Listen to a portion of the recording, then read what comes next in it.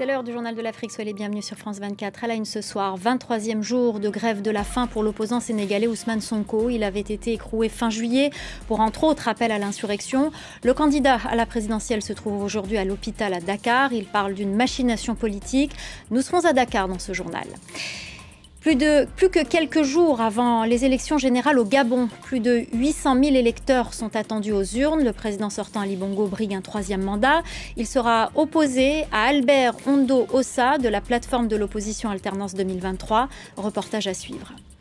Et puis l'Afrique du Sud accueille le sommet des BRICS dès demain mardi jusqu'au 24 août à Johannesburg. L'un des objectifs affichés, intégrer de nouveaux membres. Depuis le déclenchement de la guerre en Ukraine, la Russie cherche de nouveaux alliés. Les détails à suivre.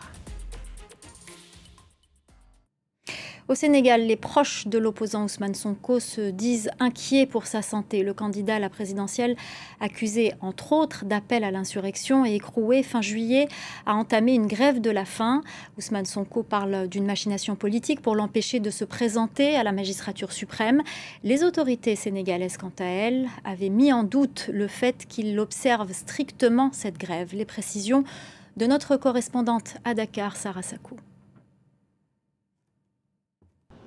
Ousmane Sonko est toujours en réanimation, fatigué, mal en point. Ce lundi, El Malik Ndiaye, l'un de ses proches collaborateurs, ne cache pas son inquiétude quant à l'état de santé de l'opposant, toujours sous haute surveillance médicale et policière, précise-t-il. Écroué fin juillet sous plusieurs chefs d'inculpation, dont appel à l'insurrection, Ousmane Sonko a été transféré à l'hôpital le 6 août. Il avait entamé une grève de la faim pour protester et exiger sa libération ainsi que celle de ses partisans. Et la semaine dernière, il a été placé en réanimation, toujours dans cet hôpital, après un malaise. Interpellé sur son état de santé, le porte-parole du gouvernement, Abdou Karim Fofana, explique qu'une grève de la faim ne saurait être un moyen de pression sur la justice au regard des graves faits reprochés à Ousmane Sonko liés à la sécurité et la stabilité nationale, a-t-il encore précisé. Candidat déclaré à la prochaine présidentielle, la participation d'Ousmane Sonko est de plus en plus incertaine, alors qu'il fait par ailleurs l'objet de 2 condamnations donc ces derniers mois, l'une pour diffamation, l'autre pour corruption de la jeunesse, dans une affaire qu'il a opposée à l'ancien employé d'un salon de massage de la capitale. L'inquiétude aussi en Guinée autour de l'état de santé de proches de l'ancien président Alpha Condé. Des ONG de défense des droits de l'homme ont interpellé les autorités du pays. Ils sont détenus depuis 2 ans à la prison centrale de Conakry, sans jugement. Ces ONG dénoncent des violations graves des droits de l'homme. La correspondance de Malik Diakité. Avec qui nous avons pu échanger, l'état de santé des anciens cadres du régime déchu d'Alpha Condé est de plus en plus inquiétant. Depuis le 6 avril 2022, Ibrahima Kassori Fofana, le dernier premier ministre d'Alpha Condé, Amadou Damaro Camara, ancien président de l'Assemblée nationale, Mohamed Diané, ancien ministre de la Défense, sont incarcérés à la prison centrale de Conakry. Dr Ibrahima Kassori Fofana, hospitalisé depuis plus de 6 mois dans une clinique privée à Conakry, a multiplié les demandes de mise en liberté provisoire pour une évacuation dans les hôpitaux spécialisés, mais sans succès. Plusieurs ONG dénoncent une violation des droits de l'homme.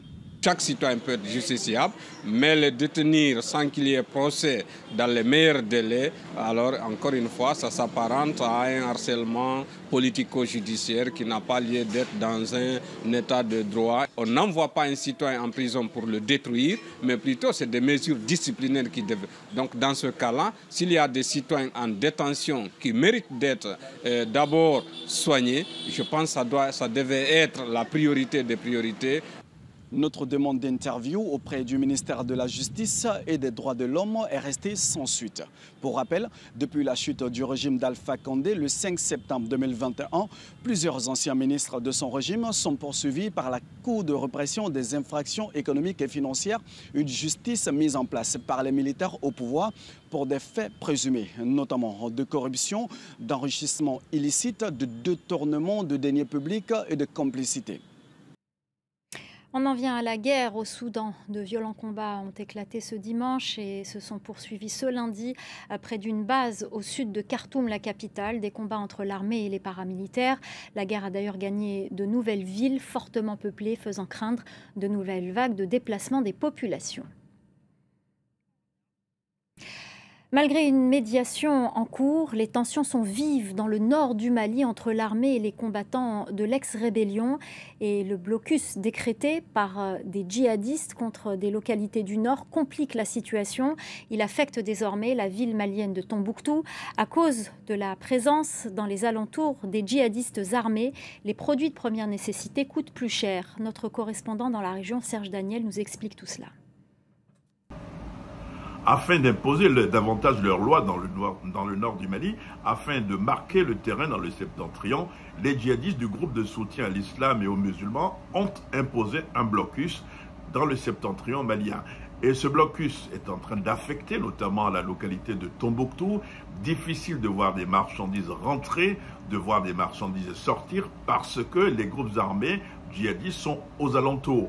Même si des convois sécurisés peuvent rentrer dans la localité sécurisée par l'armée malienne, la plupart du temps, on ne peut plus rentrer, on ne peut plus sortir de la localité. Résultat, les prix des denrées de première nécessité ont pris l'ascenseur, le lait coûte plus cher, l'huile également. À la pompe, par exemple, l'essence est passée de 845 francs CFA à 1350 francs CFA. Et les djihadistes se disent décidés à ne pas se laisser faire, et prêts à toute confrontation. C'est dans ce contexte, dans le même septentrion, l'armée malienne et les ex-rebelles de la coordination des mouvements de l'Azawad ne soufflent plus dans la même trompette. Il y a une crise, il y a une tension.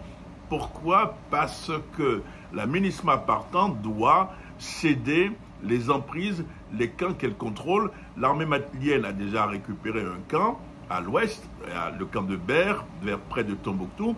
Et les ex-rebelles disent qu'il n'est pas question que les autres camps dans le nord du Mali soient récupérés par l'armée sans notre consentement.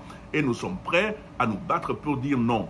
Et puis voilà, dans ce contexte de crise, de tension, des sages du nord du Mali ont décidé de faire une médiation, d'entreprendre une médiation entre les deux groupes, entre l'armée malienne, entre l'État malien et les ex-rebelles. On vous parle à présent du Niger. Les pays ouest-africains opposés au coup d'État dans le pays ont rejeté l'idée d'une transition de 3 ans maximum, une proposition faite ce week-end par les militaires qui ont pris le pouvoir. Le commissaire aux affaires politiques de la CEDEAO, Abdel Fattah Moussa, a qualifié cette proposition d'inacceptable. On en vient aux élections générales du 23 août au Zimbabwe. Le président Mnangagwa brigue un deuxième mandat avec une inflation de 175%. Le bilan économique de sa gouvernance est très critiqué. Voyez ce reportage de Caroline Dumais, Erin Marissa Bates et Farai Mugano. Dans les supermarchés d'Harare, les prix changent souvent. 12 $ pour ce café soluble. Ces produits plutôt chers sont payables en dollars américains, car personne ne sent contrôler le dollar zimbabwéen. La situation monétaire du pays ne s'est pas améliorée en 5 ans et les électeurs zimbabwéens ne sont pas très optimistes. Le revenu moyen est de 120 € par mois et plus de 5 millions de Zimbabwéens ont quitté leur pays pour trouver un emploi. Le président Mnangagwa, qui avait promis de développer la classe moyenne, n'a pas réussi son pari. Mais ces dernières années, il s'est fait de nouveaux amis. Certains, comme le président rwandais Paul Kagame, voient des opportunités au Zimbabwe. Et quand il fait le bilan de sa gouvernance, le président zimbabwéen parle de réformes agraires réussies. Le Zimbabwe continue à faire des efforts conscients pour atteindre la souveraineté alimentaire grâce aux innovations rapides dans le domaine de la science, des télécommunications et de la technologie digitale. En 2022, le Zimbabwe a enregistré sa plus grosse récolte de blé, ce qui avait relancé l'espoir. Mais la production des autres céréales, comme le maïs, est encore insuffisante. L'ancien grenier d'Afrique australe importe sa nourriture. Pour cet opposant, ancien ministre de l'économie, même sur le plan agricole, le bilan est négatif. Le modèle agricole n'est pas basé sur les lois du marché. Nos fermiers n'ont pas de titre de propriété parce que le parti au pouvoir veut les garder en otage. En fait, ils ne peuvent pas emprunter aux banques, ils dépendent de l'État.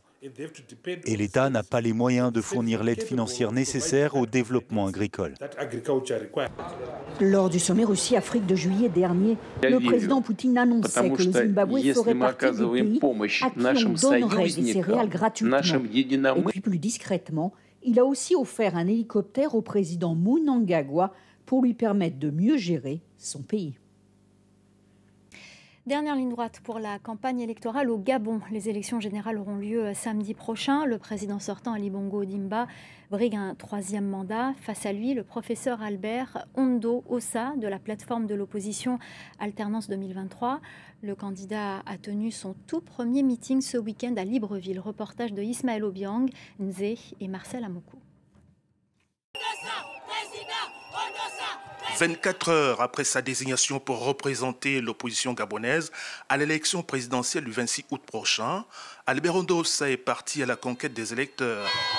À 69 ans, il se présente comme le candidat délaissé pour compte. Je suis là pour les affamés, je suis là pour les mal logés, je suis là pour les non logés. Économiste de formation et ancien ministre de Bongo Ondimba, le défunt père du président sortant, il entend placer le pouvoir d'achat des Gabonais au cœur de son projet de société. Renseigne-moi, il y aura baisse des prix des carburants. Je vous ai dit qu'en moins d'1 an, tous les retraités seront payés. Membre de la coalition Alternance 2023 qui regroupe partis politiques de l'opposition et organisations de la société civile, Albert Ondo Ossa a bénéficié du désistement de 5 autres candidats, parmi lesquels Alexandre Barraud-Chambrier et Paulette Missambo, considérés comme des poids lourds de l'opposition au cours d'un vote à bulletin secret.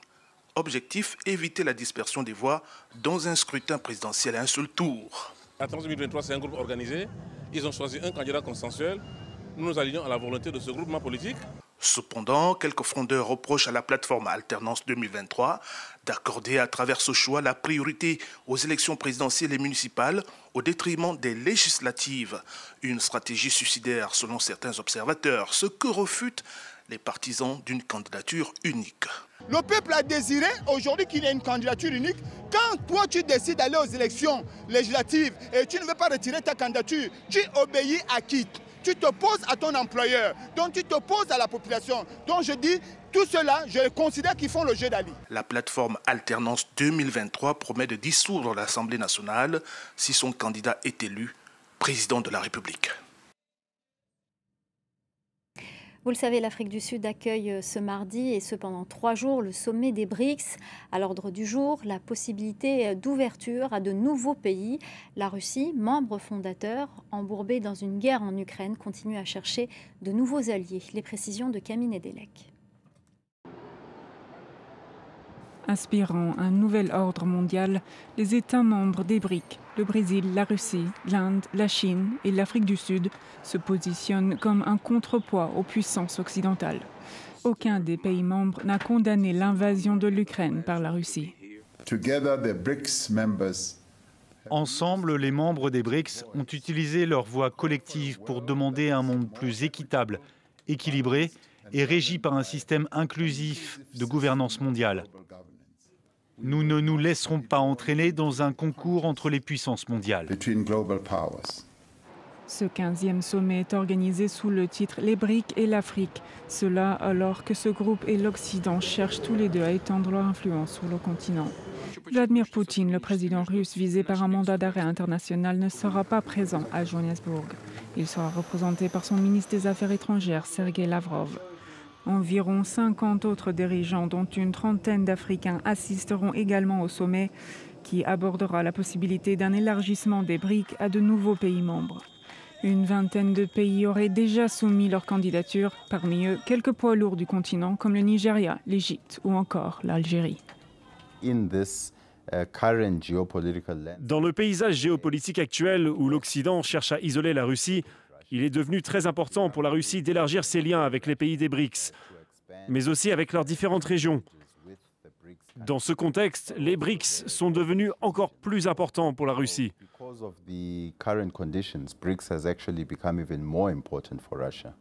Même sans cette possible expansion, les BRICS sont déjà une force à prendre en compte, représentant plus de 40% de la population de la planète et environ un quart de l'économie mondiale. Voilà, c'est la fin du Journal de l'Afrique. Restez avec nous, l'info continue sur France 24.